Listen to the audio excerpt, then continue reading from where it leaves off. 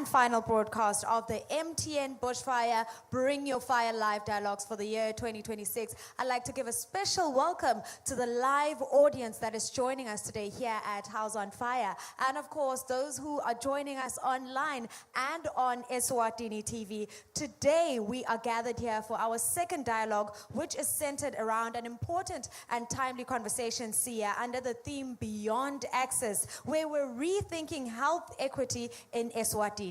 Absolutely, Bello. And once again, ladies and gentlemen, it is indeed our pleasure to welcome you right here. My name is Sia Dlamini, and as mentioned, it is truly an honor to guide this meaningful discussion as part of the hashtag Bring Your Fire movement. Now, as you may have it, this is an initiative brought to you by MTN Bushfire to encourage young people and communities to use their passion, energy, and voices to create positive social change. Indeed, Sia. Today's dialogue will definitely be an insightful one, just as yesterday, where we're speaking, on sustainability. Today's topic is also a pertinent one because we're focusing on healthcare access, HIV prevention rather, mental health, sexual and reproductive health rights, and community well-being. These are all critical issues that will help in shaping the future or the young people of Eswatini and of course the communities in and around Eswatini. Absolutely, Bello. And with that, it is now my absolute pleasure to hand it over to our moderator, Mncedisi Dlamini from Young Heroes. He will be guiding us through what promises to be an insightful and impactful conversation. Over to you, Kwala Kwala. Thank you so much. And good morning. Good morning to our viewers at home. Good morning to our live audience, and good morning, panelists. My name is Mncedisi Dlamini. I'm a communications specialist at Young Heroes, and I'm looking forward to a fruitful discussion. I'll start over from my far right, and let's just introduce ourselves. Thank you so much, Nkosi, and good morning to the viewers online. Good morning to our audience present here. Morning to fellow panelists. My name is Tulani Mtetwa. I am from AIDS Healthcare Foundation. I'm the Prevention Program and Advocacy Manager there. AHF Eswatini basically focuses on providing HIV care and treatment, and we are currently taking care of over 39,000 of Emaswati that are receiving care from us. We also provide HIV prevention services, HIV testing services, as well as many other healthcare services, including TB, STI, screening and treatment. And we also have advocacy as part of our component, and perhaps that's the reason why I'm here this morning, and it's such an honor. Great, thank you. An extension of greeting to the audience at home, and also to my fellow panelists and our stakeholders. My name is Jennifer Gama. I come from the Helping Hand Foundation. I am head of strategic operations. What we are mainly passionate about is ending period poverty in the country. So we advocate for the vulnerable in the community at large, in every area in the country. And our focus is to bring about aid to anyone who needs it, especially the girl child. Thank you. Good morning, everyone. My name is Dr. Wanda Shawa. I'm a medical director at the Law Commission, and the Law Commission is an Equicare partner, and we work in providing healthcare access to every Emaswati. A very good morning to everyone. My name is Zenani Dlamini. I'm from the United Nations Population Fund, which is UNFPA, and that is the UN Sexual and Reproductive Health Agency. Now, UNFPA's mandate is to ensure that we deliver a world where every pregnancy is wanted, every childbirth is safe, and every young person's potential is fulfilled. I'm so excited to be here and to be part of this conversation this morning. Thank you so much. Now, when you're thinking about rethinking health access, rethinking equity, we want to find out what exactly that means. We want to think, when we're talking about equity in general, what are we talking about? When we talk about equity,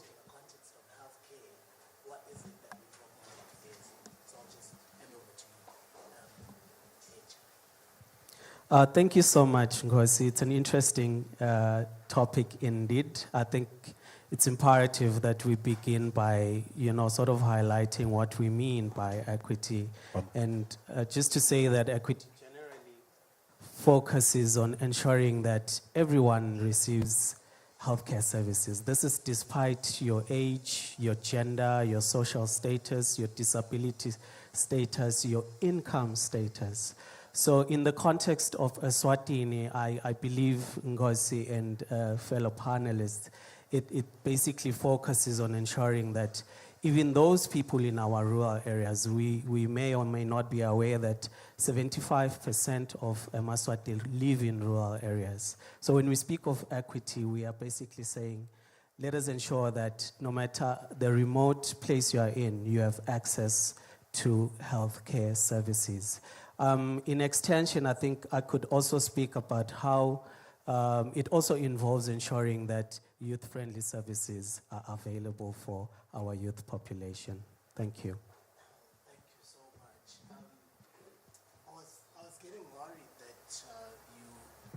I was getting worried that you might be missing out on the youth to actually mention that the youth is also a part of those people interested in getting equal access to health.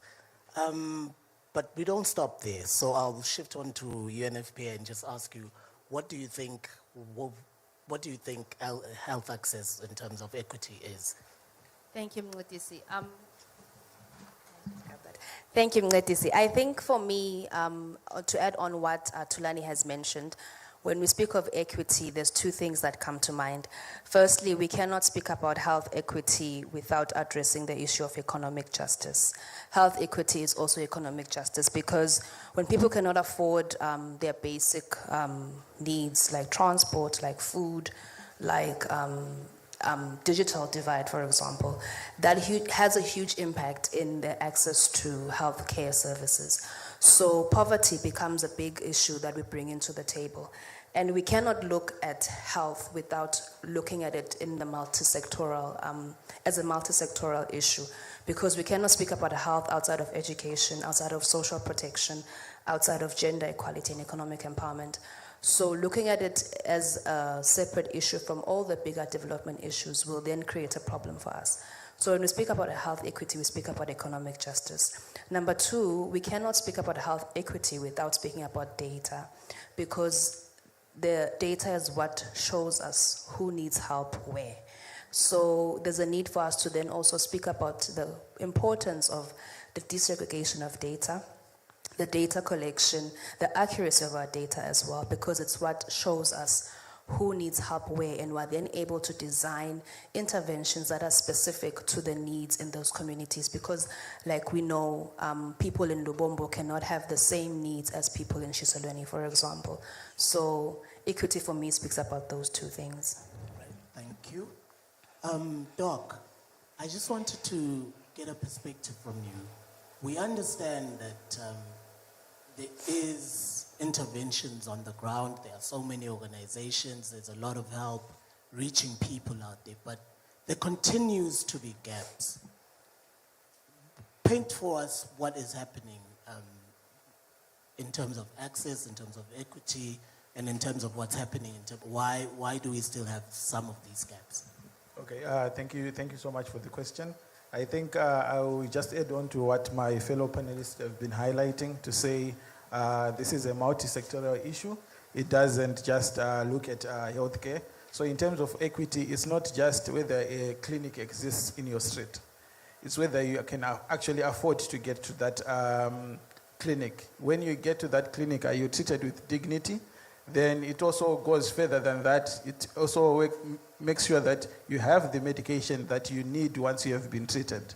And also the system has to be designed with the youth, the old, the poor, the rich in mind as well. And some of the gaps that are there, I think I can just throw a little bit of statistics to you. At the moment, in terms of universal health coverage, which is something that every country is thriving to, is in Eswatini, our universal health coverage index is around 58%. And like what my colleagues highlighted, most of our population is in the rural areas. So those are some of the disparities that we need to address to say, okay, the ones that are in rural areas, are they able to access facilities nearby? They are not supposed to be walking 3 or more than 10 kilometers to get to a health facility. So those are some of the gaps that we are facing at the moment. Thank you, Doc. I want to shift over to you, Jennifer. You've also been in the space, and you definitely have your own observations in terms of what gaps are existing out there. What are those that you'd like to highlight that you see? Thank you, Nkosi. To add from what my panelists have also highlighted on, one thing I have noted also as helping hand whilst we do our work is that most people have no knowledge of the help that is out there. In as much as there's excess, and our government has done their best to ensure that there are more solutions to ensure that people in the outskirts have more access to clinics, because it's unrealistic to always have to stress about having to go to the capital city for help, for instance. So it helps to have knowledge of the help that you have at hand, which is why even these discussions are very important, because now one person that is here will now share with their fellow friends, their fellow relatives, and it will spread wide. Thank you. Thank you, Jennifer.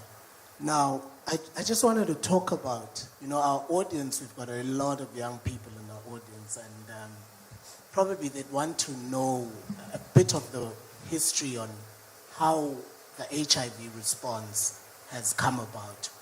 What are the learnings that, and I'll pose this question directly to you, AHF. I want to understand what the learnings are that you've seen through the years of delivering the services that you mentioned when you were introducing yourself. So please also say and mention to us what are the things that you've been doing that you would say are giving positive results. Thank you, Nkosi. It's quite a mouthful, but interestingly, that is why we are here, to provide some perspective. HIV care in Eswatini comes a very, very, very long way. I think for those who may not be aware, we come from an era where there was a high mortality rate. AIDS-related illnesses were quite vast. We come from an era where we had children born of HIV. But it's interesting, Nkosi, that over the years, through government efforts, through development partners, including ourselves here, we have managed to cover a lot of ground. Today, we speak of less than 1% of young people or infants born of HIV. We come from, I think at some point in 2012, it was around 15%. Today, we speak of quite a number of interventions that government and development partners and partners on the ground that have implemented. Access to HIV care, for instance, is free countrywide. Back then, we know that treatment was very expensive and it was not accessible for a bigger part of the population.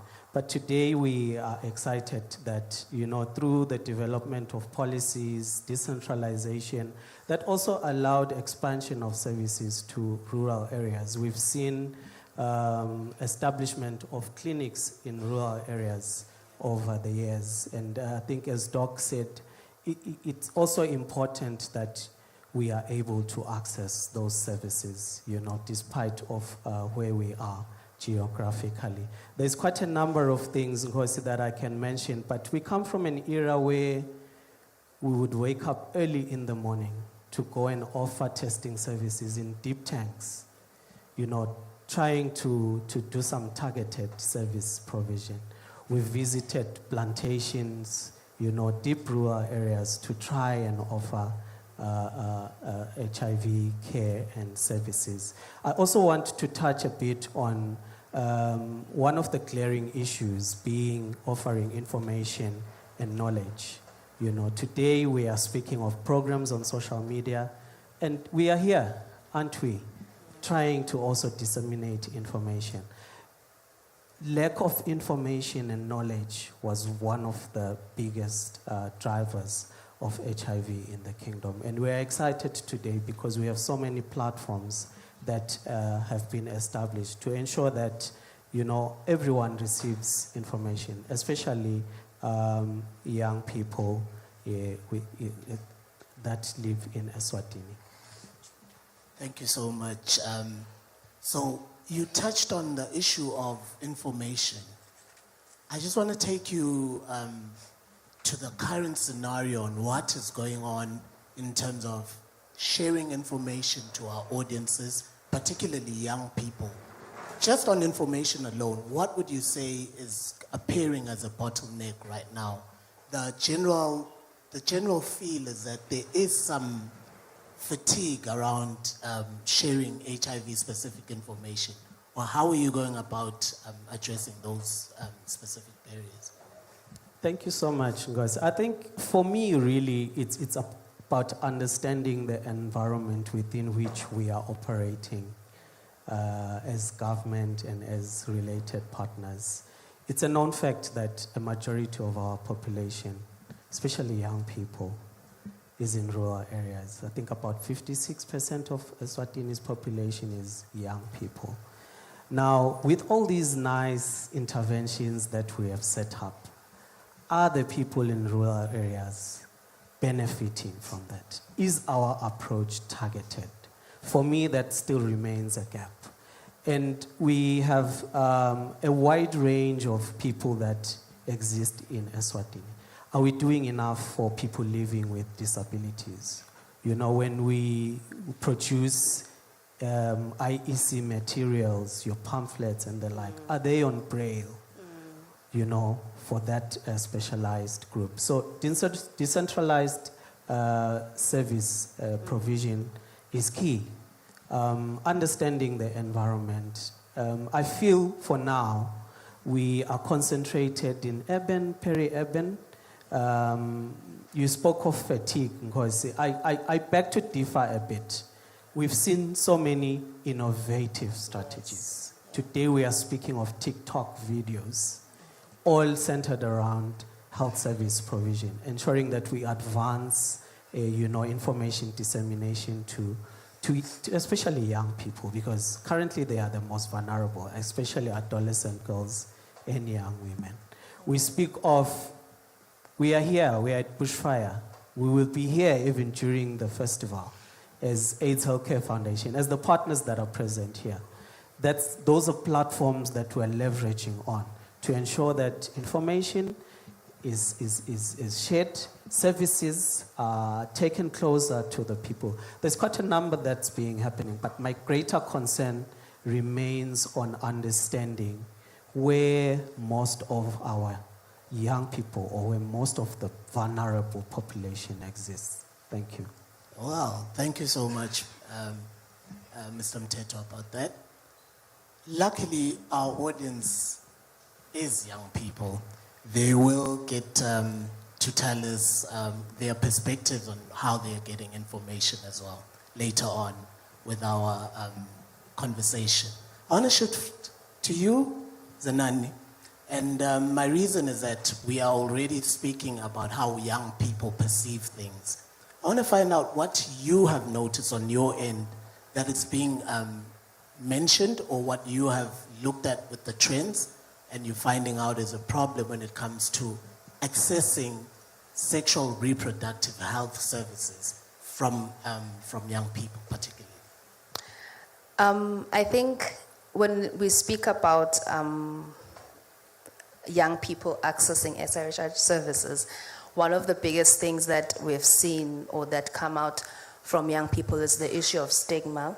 I think a lot of young people still express that they feel the stigma when they go to access HRHR services, because now the notion is that I'm already sleeping around. So then there's that issue when you go to the clinic or to the health services and all of those other places. And secondly, the issue of misinformation as well is still there, because you find that I think recently the Ministry of Health did an analysis of it's called the National Adolescent and Youth Friendly Health Services Standard Assessment, to sort of see how the country is doing, because the country has aligned itself to certain standards when it comes to access of adolescents to youth-friendly health services. And one of the things that came out there was that there's still misinformation around SRHR from young people. Some of them still say they get information from their friends.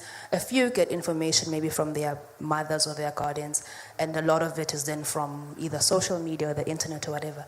So there's a lot of information that goes around about SRHR. People are not able to go to the health facility to ask, Kutsi, if I want to prevent, for example, what are my options? There's the pill, there's the injection, there's all of those things.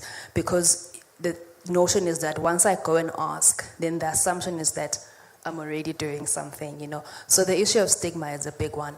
And although we have been working a lot with the government and supporting them to sort of capacitate our healthcare workers on offering youth-friendly health services, and also preparing our healthcare centers to ensure that they are youth-friendly. And I think I can safely say a lot of work has been done there, and we've covered so much ground. However, obviously there's still gaps that exist, because healthcare workers, they change. So then you need to be recapacitating them and making them able to remove the stigma, because when people come to work, they bring themselves, right? So people can bring their own beliefs around what people should do, and that affects how the service is then received from the receiver of the service, the young person in this case. So I think a lot of work has been done in making our healthcare youth-friendly or youth-safe. However, we still are seeing a lot of gaps. But like I said, stigma is a big one. Misinformation is a big one as well as the availability of the products when you get to the healthcare center. The stockouts are also a big thing, because if you want an injection and they don't have, then there's only condoms, for example. So those are issues that we are seeing happening in our health services. Right, I'll just make a quick follow-up on that one. Now that at the end you're mentioning condoms and stockouts, you know, so I heard, the young people will correct me here, but so I heard that we, as a main system of healthcare provision, we're not alone when it comes to SRH provision of commodities. There are some alternatives that they go for in the form of getting some, should I say morning after pills at institutions like, I'm really trying not to say it, but these could be pharmacies that aren't really, you know, in the main line of healthcare provision. So how much of that is a problem that you have observed, and what can you say regarding to this morning after pills from a certain country? Notice is trying to make me say things. I'll respond to that question in bringing it back to what I said earlier on. We cannot speak about health outside of the other development issues that we are facing as a nation. And like I said, poverty is one of them. And I think as a country, we are faced with so many other issues that are as a result of poverty. And now we are trying to address those issues while not addressing the root of it. And one of those things that have come as a result of poverty is corruption. And corruption also has an impact on a lot of the other initiatives that we are working towards in the development space, not just in health, but in other areas as well. And I think that then speaks to this whole issue of the many pharmacists or the many things that are now happening in what I'll call the black market.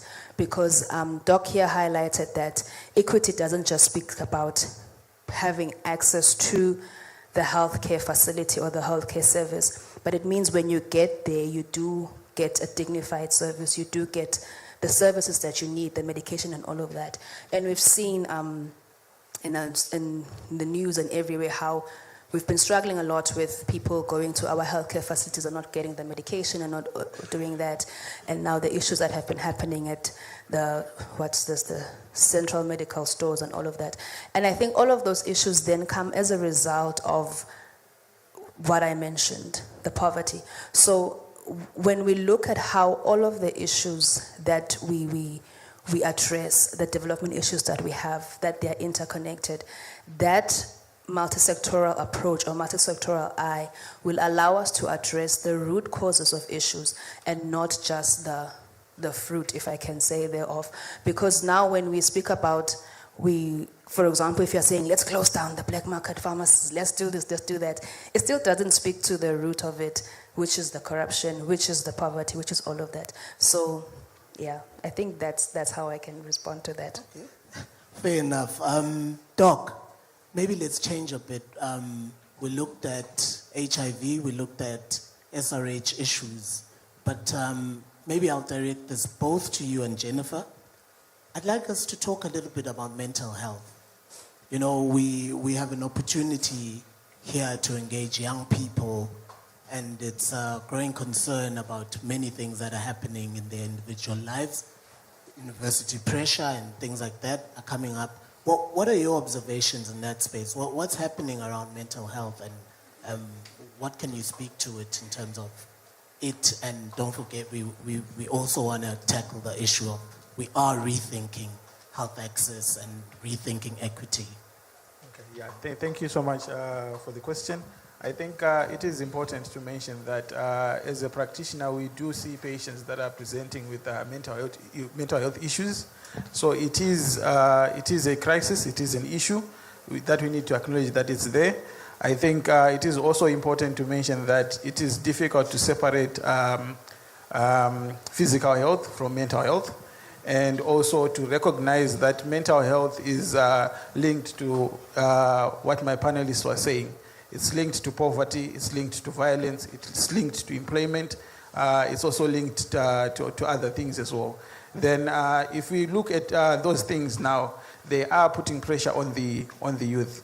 At the end of the day, you can see right now in Eswatini, about a third of the youth population, either they are not in school, they are not in any form of training, or they don't have employment.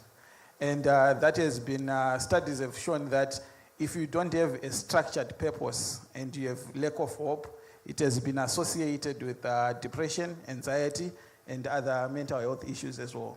And to further move forward, or to further elaborate to that as well, some of the pressures that we are seeing now, it's a stigma around people living with HIV, and also when it comes to sexuality, when it comes to key populations. Those are some of the pressures that we are seeing as young adults. They are growing up. You need to express yourself. You need to express your sexuality as well. But again, there are gaps in those things. And then lastly, I think what I would add is I think everyone is aware of social media. In as much as it is good, it has also come with certain pressures when it comes to mental health. There is cyberbullying. There is body image issues that are arising now. And then you are also seeing now a trend of curated identities on social media. Those are fueling, or they are feeding into anxiety, depression in the young population as well. Well, Jennifer, would you want to just continue on what your observations have been? Okay, to continue off from my fellow panelist, I'm sorry, can you just please repeat the question? The question is around mental health and the issues that young people are facing. What has been your observation in that space? What are the main issues that you've observed that young people are facing? Okay. Of course, like my panelists have touched, mental health and poverty, it all goes hand in hand, and also health in general. So, of course, if I can't afford basic health, that will affect me mentally. If I can't afford just basics, it can harm me mentally. For instance, let's say as a female, you constantly have to check on yourself. Hygiene is important.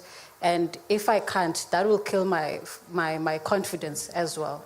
And if my confidence is killed, now I will start to look for solutions which are not good. Like my fellow panelists touched, the social media.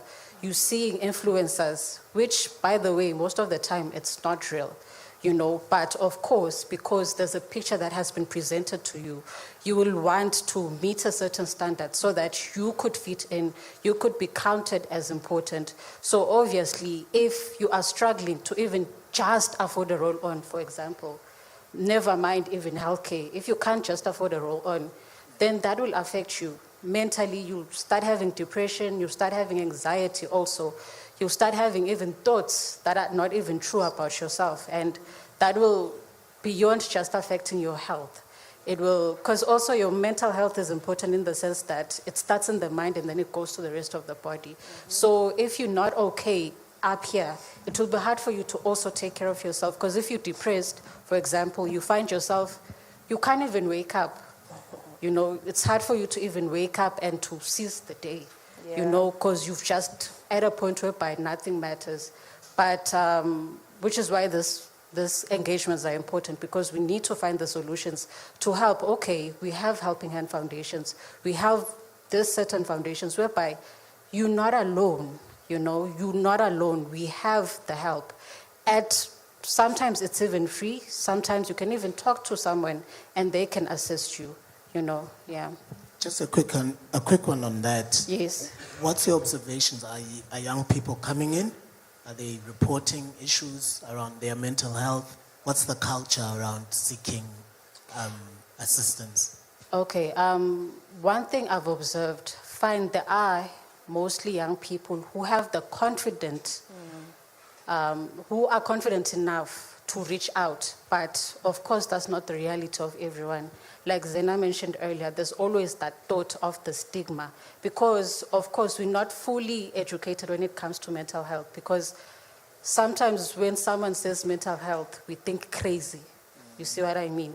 We think you're crazy, so now you'll be stuck with that problem because I'm scared now. On top of everything that I'm facing here by myself, with my thoughts battling. I'm battling my thoughts, I'm battling everything that I'm facing. Now I have to deal with people now judging me, whereas that will not be the case. But you know, the mind is a very powerful organ, and it has a way of just creating a reality that is not even there, you know. So I feel it's important to also bridge that gap as well, to bring more light into mental health so that people understand. If I say I'm depressed, if I say I have anxiety, I'm not necessarily saying I'm crazy. And also by also saying that I'm crazy, I'm not even saying we should also look down on people with certain disabilities as well. Yes, thank you. If I may just add on that, Letisi, I like what my sister is sharing, Jennifer, on the issue of the access. I think young people are different than the older generation. In the older generation, mental health was a bit of a taboo. But with young people, they are a bit more knowledgeable and they even have the language for it. But the issue, I believe, lies in the access of the service. I think as a country, we are really struggling in terms of ensuring that young people have access to adequate mental health care. And I think either it's expensive or it's in isolated certain parts. So not everyone has the access and the equity when it comes to mental health care. But also mental health care that is contextual to us. Because like what she said, there's still that understanding that people don't know when you say you're depressed, when you say you have anxiety.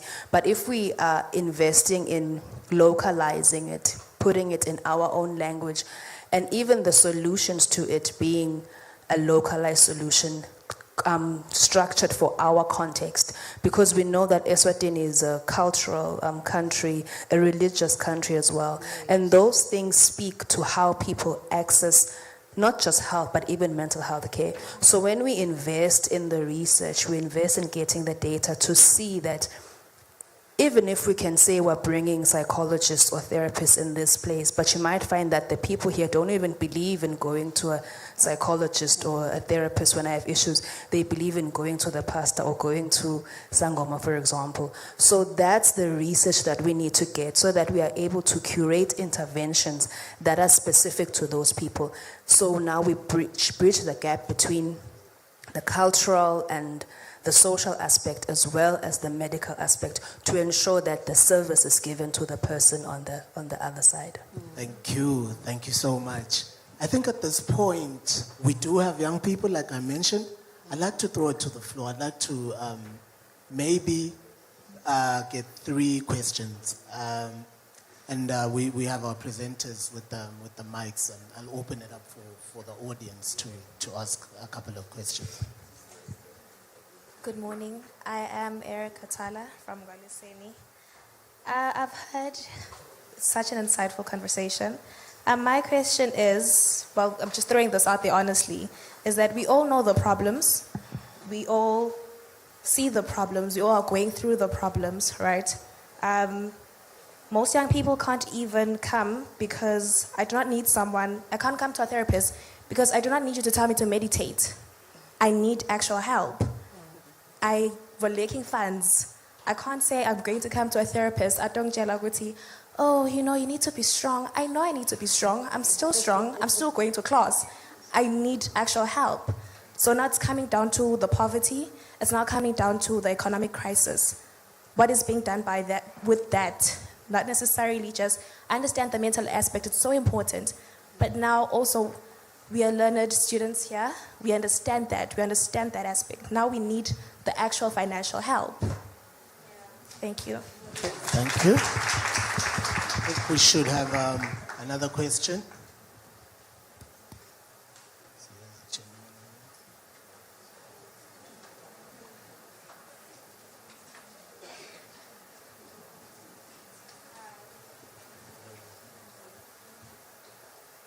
Hi.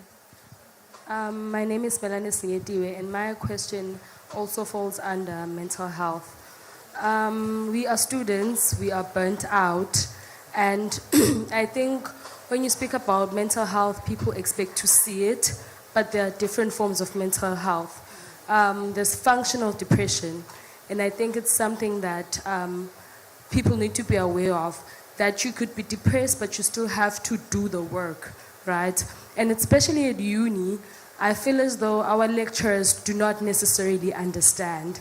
And then my question is that, are you actually planning on educating the older generation, which is our lecturers and maybe the community at large, that we are tired, we are burnt out, and putting mental health days as part of the system, maybe 1 day a month, just to, because the rest is productive too. Like, I can't do anything if I'm burnt out. Thank you. Greetings to everyone. My name is Frederick Mhlanga. I'm from UNESCO. My question is based on advocacy, because I believe right there we are all part of the civil society. Part of the job of the civil society is advocacy, real advocacy. So I think there's a confusion between creating awareness and advocating. I believe that when you advocate for something, you are speaking on behalf of, to a certain audience. So how far has the civil society upfront there in terms of advocating for a Maswati to the government, especially on issues of decentralization? Are we really decentralized? If I have to go for dialysis in Babane when I'm coming from Lavomisa, is that really decentralization? And how far have you gone in that advocacy, advocating for policies on behalf of Maswati as the civil society? Yeah. Thank you. Thank you for such wise questions. I think the first one was speaking around the issue of that accessing mental health is not only about, the perception is that we know what the provider will say. They'll tell us to meditate. That's the first one. And then the second contribution we got was that you're looking at it, and Smilane over there at the back was saying that she too is thinking that on the mental health aspect, she too is thinking that let there be some days given and dedicated. And she's also saying we should try mobilize the other generation, the older generation, to actually also be thinking about how and what and how they're walking in their shoes. And the last one is talking about advocacy. I want to start it off this way. I will ask AHF to speak to the advocacy one. What strides, what is happening when it comes to advocacy? And then we'll shift on to talk to the mental health one, and I'll allow you, Jennifer, to talk to the mental health in terms of older people understanding, and then we'll close it off with the last question. All right, thank you so much, Ngozi, and thank you so much to our audience for such interesting questions. You know, it's interesting that you are raising the issue of advocacy in Eswatini. It's my baby within AHF. Of course, I work with a number of colleagues to try, but my observation, I want to agree with you. Efforts are being made, but I also personally believe it is not enough.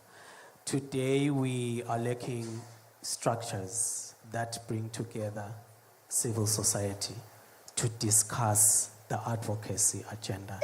Currently, it sits within each organization. For instance, we do not have a consortium in Eswatini that strictly focuses on advocacy issues. And for me, it's one of our bigger agenda within AHF to bring together civil society to discuss. Of course, we've seen forums where other partners bring together stakeholders to discuss the different challenges and how we can advance the challenges that our communities and people that exist within the society are facing in as far as health service provision is concerned. However, I want to be brutally honest here.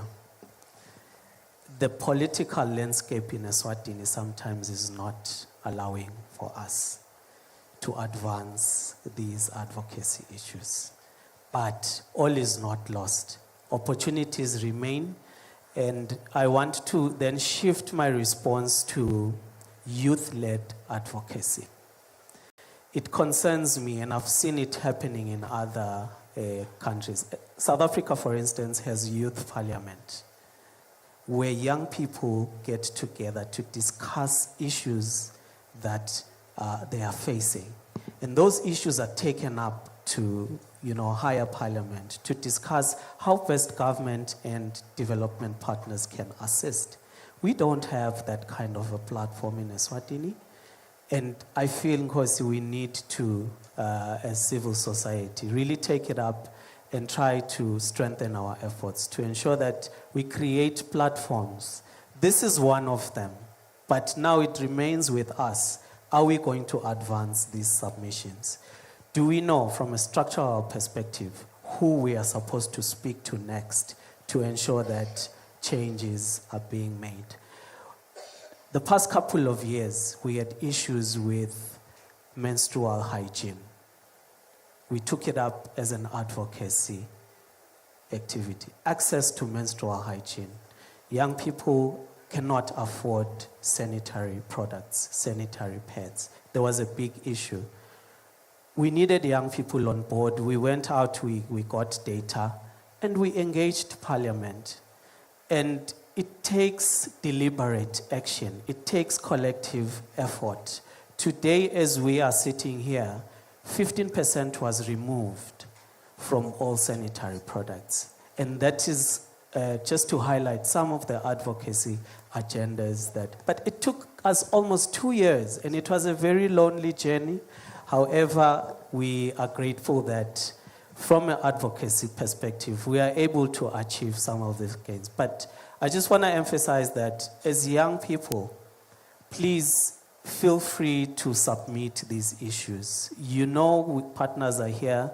Let us continue to have these kind of platforms where we can engage. But structurally, we also need to see how we can take up these issues that young people are raising. Thank you. Yeah, thank you so much, Mr. Mteto. Before I move on, still on the advocacy part, I do want to highlight to young people that there are structures out there. Do be on the lookout as to how to reach out to them. That the structures that exist are also there to advance the interests of young people. I'm aware because from a Young Heroes perspective, we do have a partnership with the ENYC, the Youth Council, and there is some work that is happening around that space. So just pay attention towards that space. It might also help in terms of getting services and a representation of young people in terms of advocacy. There's also Kango, who coordinates civil society. They too do sort of try to create some certain platforms. I think what we need to do as civil society is to come together a bit more in terms of partnerships in things that we can actually agree on to advance the interests of young people. But having said that, we'll move on to talk to the mental health pastor soon. Yes, so the question was, is there one, will as a civil society, will we be engaging the older generation in terms of them understanding how young people and what young people are going through? And it's also to say what else can be done around mental health awareness and as to what young people go through. That's where the holiday, the 1 day, 1 month suggestion came up. That question was actually brilliant, and that suggestion as well, because we need, especially students, they need as much support as they can get, because it's not easy. These people are out here fighting for their lives. They're fighting, no, they are. They're fighting for their lives. They're fighting to get to a point whereby they can make their living. You can make your choice where I want to go eat out there, you know. I want to be able to change my family's lives. I want to change my life, you know. But beyond that, you have to deal with everyday stresses. And of course, one thing from my experience from varsity, it's very cutthroat, you know. Lecturers are very hard on us. They tell you, you are here being prepared for the real world, so we can't be soft on you, you know. But in reality, we've also seen in the workspace, they do provide mental health classes, maybe not in every health space, but it is an awareness that is given. So if you're saying you're preparing students for the real world, obviously you have to also touch on the mental health part, you know. So a break is needed. You can't be on full overdrive all the time, then you will burn out. And if you burn out, then you can't function at your best, obviously. So I feel it is important to educate the older generation, of course, because in as much as we've probably all passed through the varsity, the school, the teenage stage, obviously you become out of touch the older you get. So it's hard to really relate when a young person comes to you with a certain problem, you know. So it's important then to keep ourselves educated and to get ourselves at a point whereby we can relate and understand each other. And in that way, we will be able to offer solutions whereby the varsity, the educating experience is not such a horrible one that by the time you get out, you're like, thank goodness. But you at a point whereby you are able to even encourage those who are coming after you and to bring even more solutions. And also, I want to add that in as much as we are all here, it's also up to you guys to also come up with solutions, because at the end of the day, you are the future, you are tomorrow. We are going out of the game at some point, you know, so you have to then take over. And then with the issues that you are seeing, you need to already be starting to implement, see what can we do, you know, with the tools that are available, with the foundations. You can also start your own foundation, you know. Do the work, put in the footwork, you know. It shouldn't just be on us only. You also should take the responsibility to change your situation so that it's better for those who are also coming after you. Thank you. Thank you, Jennifer. Doc, quickly, just on which was the first question that we got. What's happening on the provider side? Why are we telling people to go meditate? What's happening here?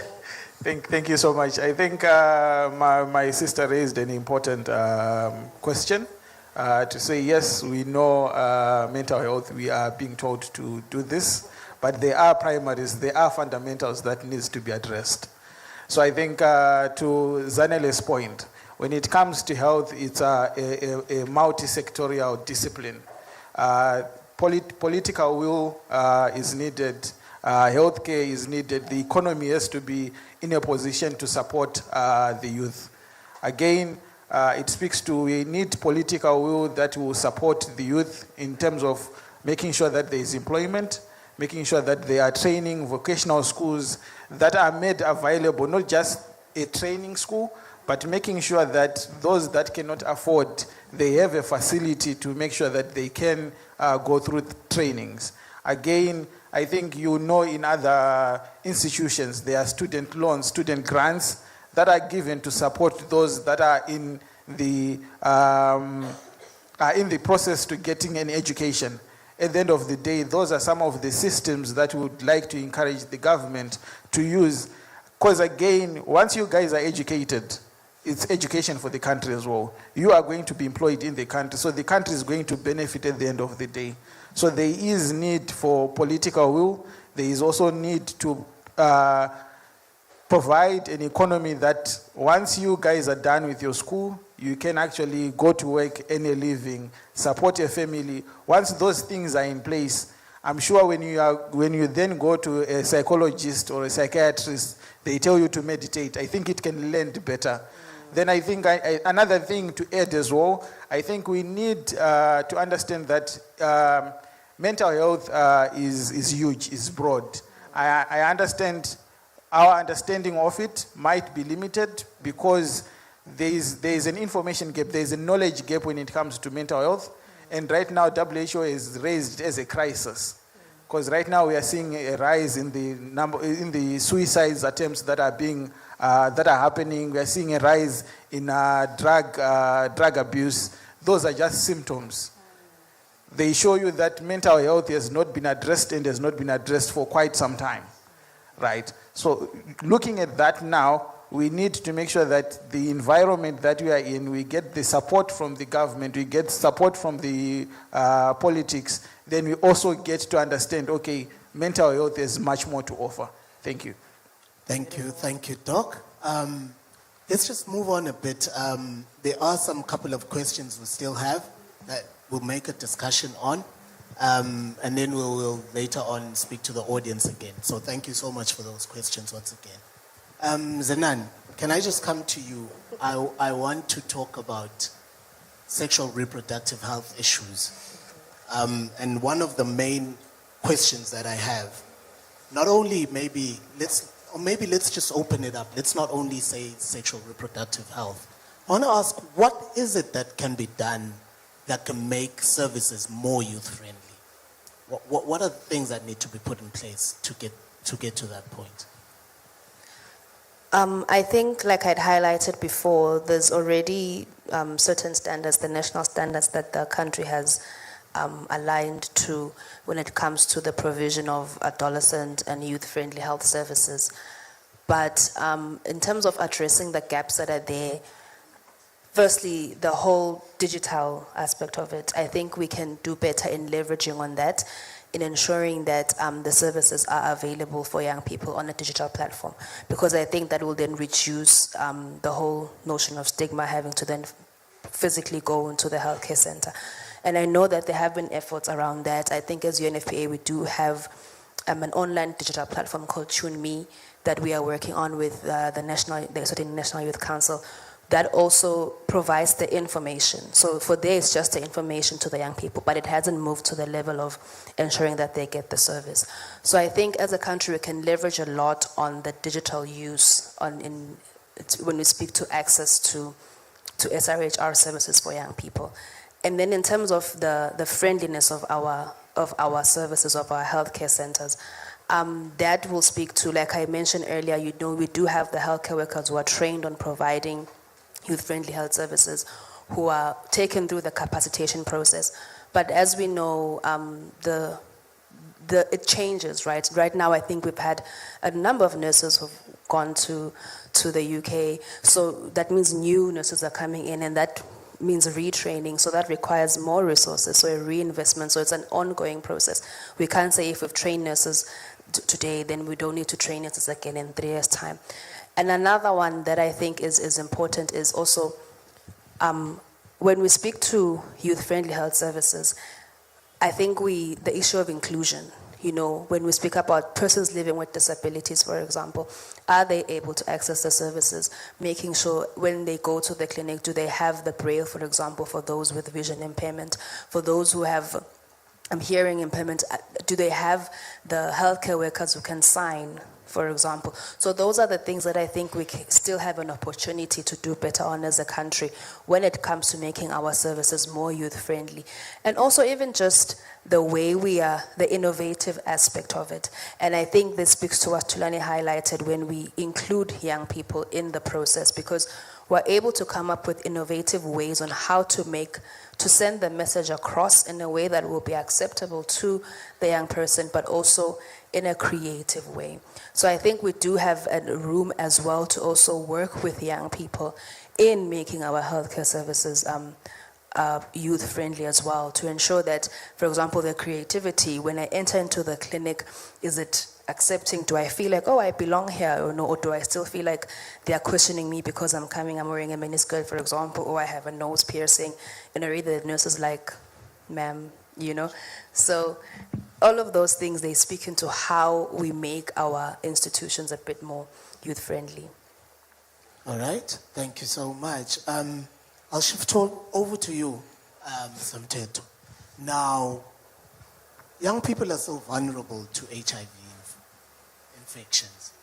And you look at it and although you're exposing your age earlier on, you gave us a history of how HIV response has evolved in the country. But we still have this problem. The young people are still vulnerable. We roll out a project that focuses on adolescent girls and young women as young heroes, and we see some of these things creeping up, and you see the incidence rate, the things happening with new infections cropping up here and there.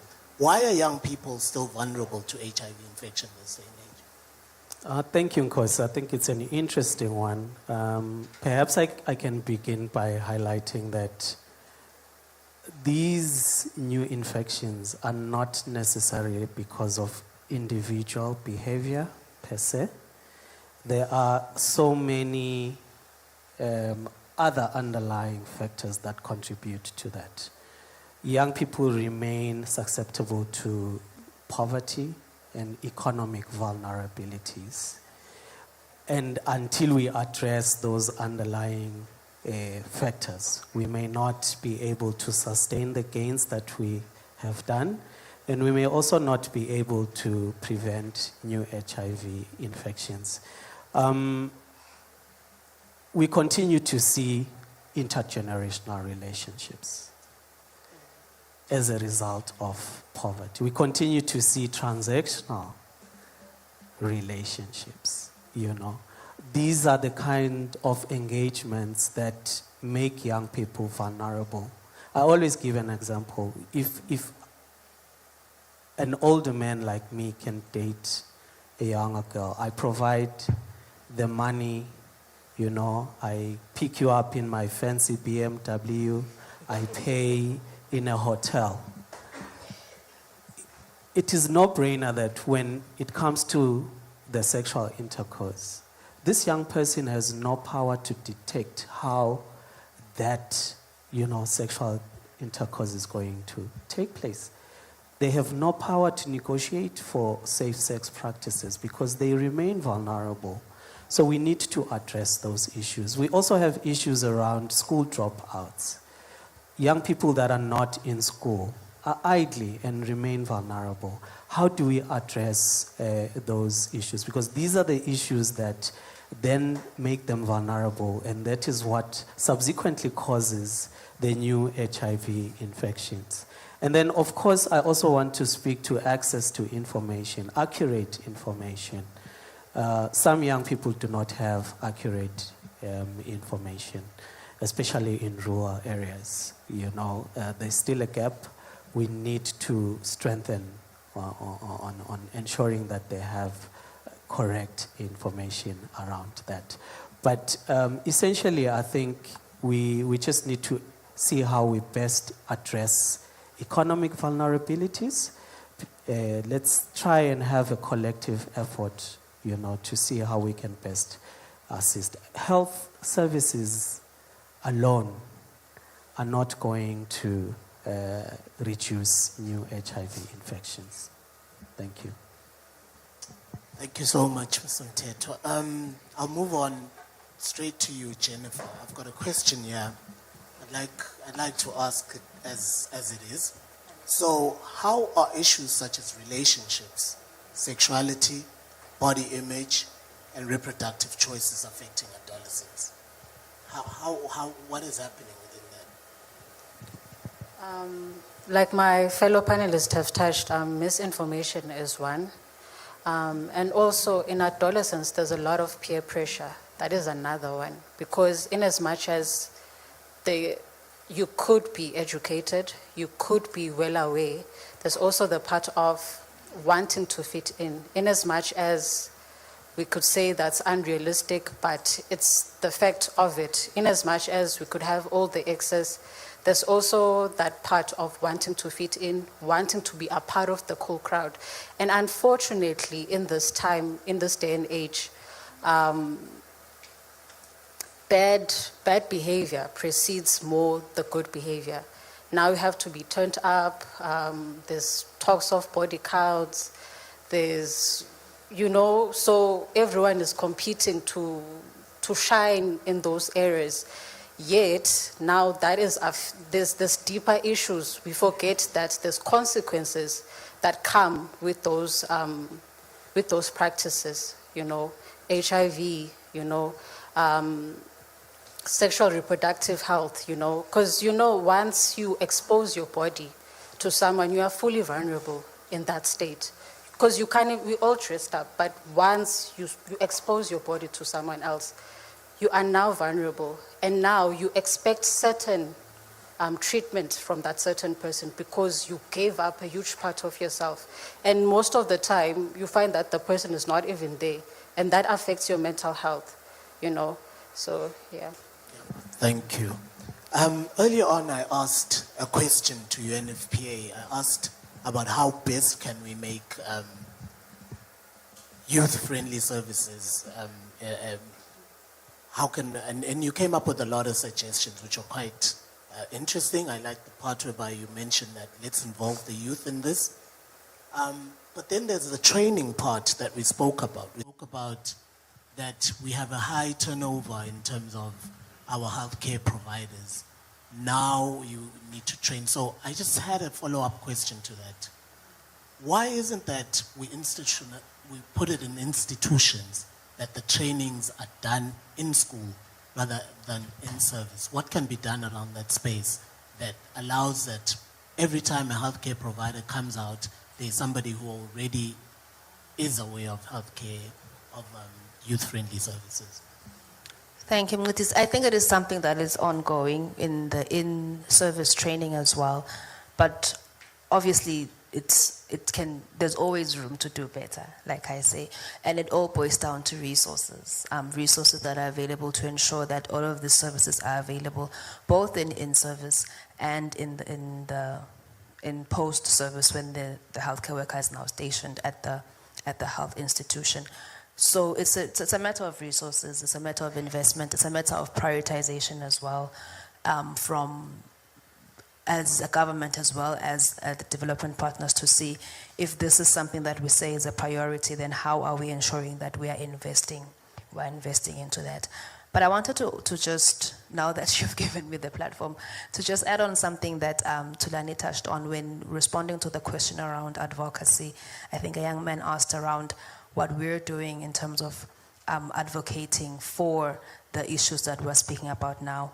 And I just wanted to highlight that, what I've learned with advocacy is that it's not you advocate for a matter today and then you'll see the result tomorrow.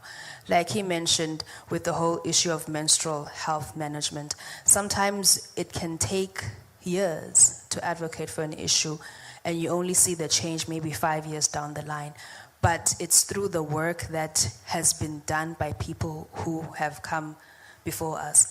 I mean, now when in each of the different sectors that we work on, there are things that people started advocating for maybe 10 years ago or 15 years ago, where now we're seeing the move in the policies that are being enacted, the move in the regulations that are put in place.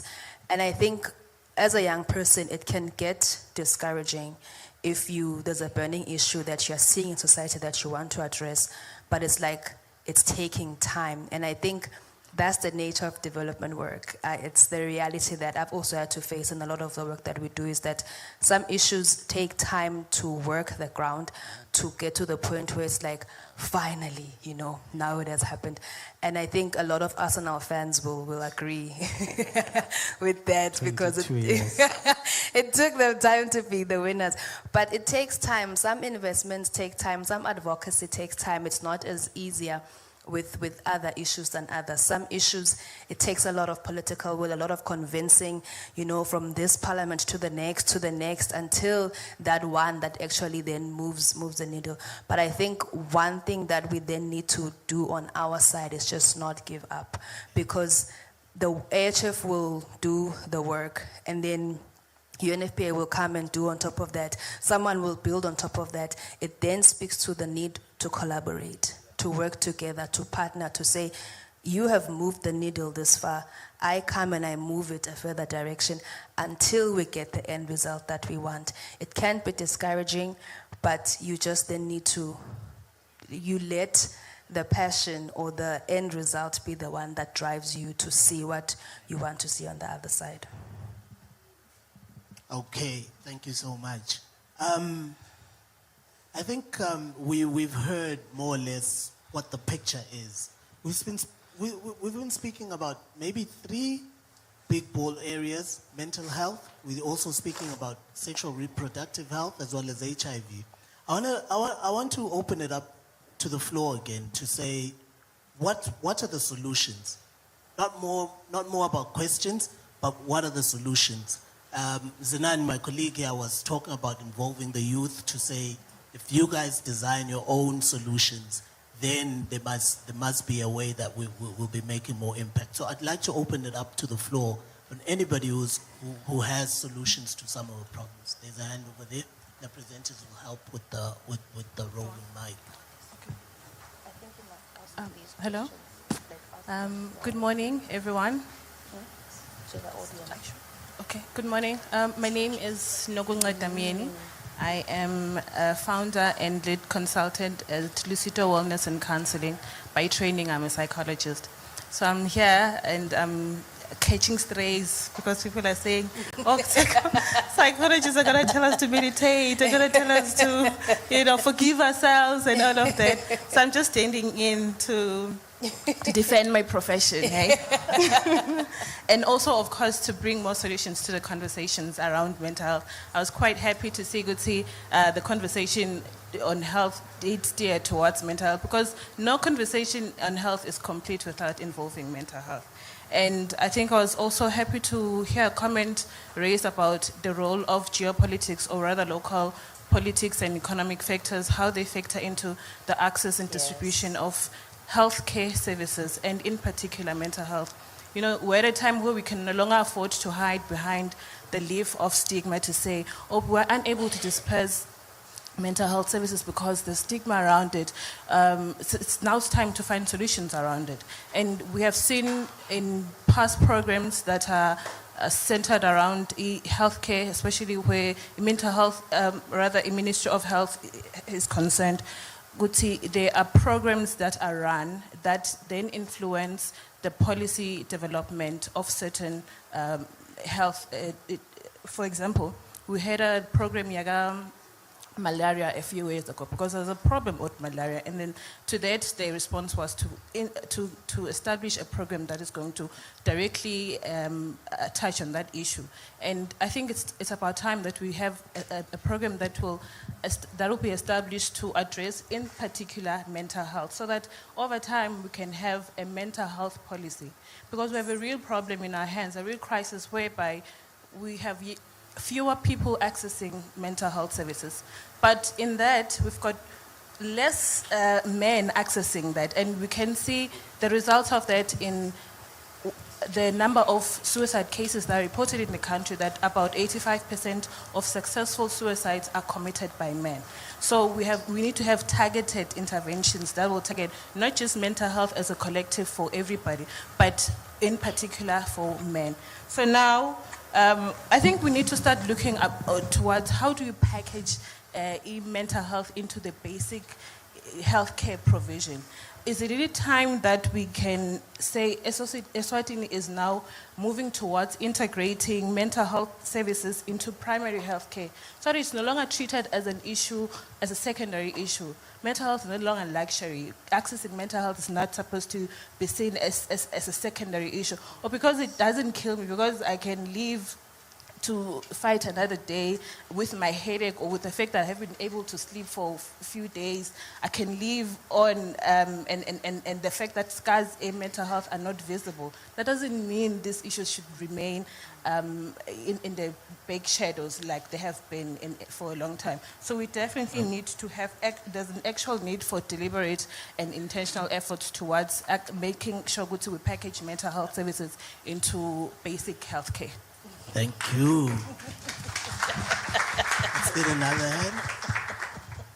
Hello. My name is Notando McDonald. I am a volunteer at World Vision. I'm a TOIF at UNESCO. So I do the HIV prevention sessions with the students. And what I have discovered is the accessibility part is very tricky. For example, a couple of weeks or just in between, students would come to me and say, you know what, I need PEP right now. I'm like, go to Kagaza. I'll be like, no, I have a test. You understand? So now the person needs the PEP, but then he has a test in the next 30 minutes or so. And then after the test, in a class. After the class, there's another class. After that, so tiniwe or sokuvaliwe eKhakaza, for example. You understand? So I feel like as organizations, as stakeholders, if you guys could collaborate with the university, because you cannot put the resources that they need at the school campus, clinic, the campus clinic, because they don't really go there. They go there if maybe they have a headache or something simple. If it's sexual reproduction, it's a bit tricky, you know. So you as AHF come to the university. Certainly you could see maybe once a week or twice a week, guna AHF, guna helping hand, anyone that has to come, so that you kind of have hear the students out. You understand? Because yes, you have given us the platform. Would say we should teach them about the HIV. They come to the sessions and they learn a lot of things. That's the other thing. There's a lot of misinformation. Normally they go by word of mouth, you know. Bona, they go there to learn about whatever they are learning, their English or whatever. And then if it comes to maybe PrEP, if atsumgani ekse umjovo ukrend, no, uthi dumgani ukrend. So lokunye sengivele ngithethe. Yabo, even if agasho uthi no ukrendi for my body. For your body, we don't know, but you can try it out, you know. Agamnigeti all the other information, you understand? So what I would suggest is collaborate more with the institutions as well, you know, so that the students will have easy access. Because you talked about saying, you said access to the real. As much as Balakasi in town, close to most of the thing, they're far. Therefore, if this person doesn't have that 20 minutes to go to Mahala or to Matapa there by the farm to access, you see. So All right. bring them a bit closer. Yeah. Can we move on? Yeah, just because. We also have our third and final question from, remember we do have an online audience, so we'd also like to include them. I don't know who this is directed to, but amongst the panelists, I'm sure we'll find someone to respond to it. It says, I would like to ask the panel that since structural poverty and localized information gaps in rural areas directly fuel transactional relationships and completely strip young people of their negotiating power regarding safe sex, what cross-sector interventions are being prioritized to merge economic youth and empowerment with rural sexual and reproductive health distribution? I think maybe age, if can take that. So quickly, can we respond to that one very, very quickly? Okay, I want to start in the interest of time to weigh in on what Notando was saying. You know, just to assure students, particularly within Matapa, that we are trying so hard to make service access flexible. You know, Kagaza, I know since it's now under HF, it's going to be having extended hours, you know, closing late into the night. But we've also reached out to Eswatini Higher Education Council as they are developing their guidelines for tertiary institutions to say, look, have it within the guidelines that access to health services within the campuses is as flexible and as accommodating for our students. You know, so we are hoping for better days, and we really do take that recommendation. And we are going to be coming with mobile clinics to the institutions. Even though I've had a concern, Ngozi, that around issues of stigma and discrimination, is it easy for you guys to access services within a mobile clinic that's parked within the campus? Is that a solution? Yeah. That's a question thrown back to them. And then in terms of the structural barriers, I think this is work in progress. Yeah. You know, I did mention that data really gives us the guide in terms of where we need to focus our interventions, really, because until we identify the gap, then we are not able. But it is really going to take collective effort. We've seen so many changes even within the financial landscape. Right now we are saying, can we bring in private sector to assist in terms of advancing health service provision? It's no longer a health sector issue. You know, we've also had over-reliance on donor funding. When the donor leaves, you know, human resource reduces. Financing for commodities reduces. So we are back at the drawing board. We are saying, can everyone come on board? Private sector, health sector, education sector, because we know that young people are harbored by schools within the rural areas. Thank you, Nyambos. Doc, can you quickly also speak to that the last online question? Okay, thank you so much. I think it is addressing poverty is a challenge in Africa. Yeah. I think it's something that needs one, political will again. It needs multi-sectorial approach to make sure that all the entities that are involved in making sure that we uplift the life of every Maswati is involved, is willing to put in the fight to make sure that at the end of the day, our poverty, everyone who is living under the poverty datum line is uplifted. So I think it's something that is in process. I think we can see the government trying to come up with initiative through the Office of the Deputy Prime Minister. So those are some of the things that are social grants that are there, that are available. I think making sure that there is employment out there, there is decentralization of the economy as well. I think that is something that is important to make sure that you don't hear of economic hubs only in Babane and Matapa. It needs to be decentralized. Go to the rural areas. Each rural setting, each district or each region needs to have its own economic hub to make sure that a lot of the people that are there find jobs, they find something meaningful to do, and even training. Our training institutions should not only be located in the urban areas. We need training institutions in the rural areas that I can get my education from grade 1 to form 5. I can go to vocational school in my rural area. Those are some of the things that will help us address the issue of poverty. Once we address that, then we fix a lot of things. Thank you. Thank you, Doc. Colleagues, I think, let me just ask this one last question about the digital space. In our discussion, we barely mentioned it. We mentioned it when we were speaking about Tune Me, and we're also speaking about what's happening at social media levels. So I just, in 30 seconds, Jennifer, I'll go straight to you. What best intervention can we bring for young people that's digital? What is there that can happen that would allow them to maybe address some of the barriers that we've had in the digital space? I think we could continue with the live dialogues. I think this should be a normal practice.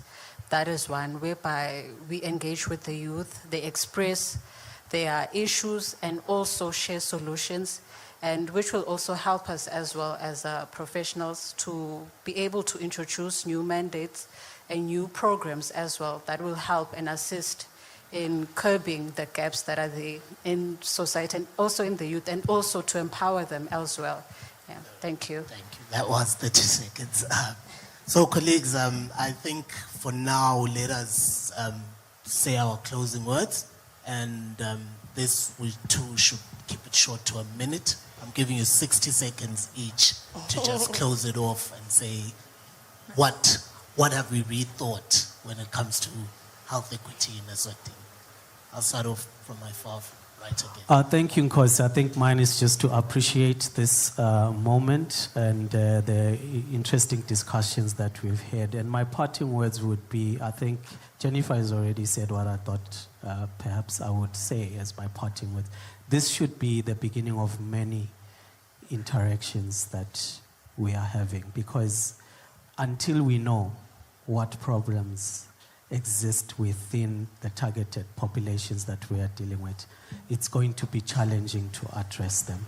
Also, the issue of involvement. We need to involve the various groups that exist in society so that we are able to create interventions that meet their needs within the health space. Thank you. Thank you. Jennifer? Thank you, Nkosi. I would just like to thank everyone who made their time to come here, and also the audience, the viewers at home who also took their time to interact with us. In closing, I would just like to also again emphasize on the point that as the youth, you are the future. It's up to you also, in as much as we are the drivers, but you also are the drivers. It's not just on us as well. It's up to you also to, because I believe no one can get to varsity level and be dumb. You are all intelligent. So utilize your intelligence to come up with the solutions and join in with us, and together we can make Eswatini greater beyond what it is already now, so that even the generation coming after us, they find us striving. Thank you. Right. Thank you, Doc. Yeah, thank you so much, everyone, for your time. I think I appreciate the opportunity, the conversations. I think they were stimulating, and I think we'll get solutions from this. I think I will just touch on 3 basic issues, then I will finish. The first one is, what is encouraging is you guys have grown up in a digital age. So I think we need to leverage that when it comes to mental health. There are applications, there are systems that are there to assist you with mental health. I do understand that about 75 to 77% of our population is living in rural areas, but we do have mechanism to reach them. Those are SMSs. At the Law Commission, we have a system called Luvelo. It's a mobile-first application, and it uses low bandwidth, which means you can access most of it in the rural areas. You can access it offline. So those are some of the things that we need to utilize. The solutions are within Eswatini. They are not outside, just thinking outside the box and leveraging those. And I think my last point would be to say health equity is not a destination. It is a daily act of political will, community solidarity, and structural investment. Thank you so much. Thank you, Doc. Zenani? Thank you so much. This has been a great chat. I think I really enjoyed the questions that we got from our audience as well. And I want to write on to what the doctor has said in saying that health equity is not a destination. I think as a country, there's room for us to do more in terms of ensuring that we rethink the equity story. We need to be able to see who still feels unseen, who's still not able to get the services that they need, who is still left behind, and begin to address those things, especially considering persons living with disabilities, the key population, considering the vulnerable population as well, the women, the children, even the elderly. So I think we still have room to do a lot, and like the doctor said, a lot of it calls for the political will, the prioritization and the correct investment, but more than anything, the collaboration. I think Tulani touched on the fact that right now we've seen with what has happened with the stop work order, a lot of the work that we had been doing, the work that had been on the ground by a lot of our CSOs, even with a lot of the development partners that we had, all of that has been put to a halt, and that takes us back quite a lot with the ground that we had covered, not just in HIV, but even in mental health and a lot of other sectors that are in the health sector. So there's a huge need for us to now come together and actually say, how can we rethink this in a way that works for our country? Thank you. Thank you.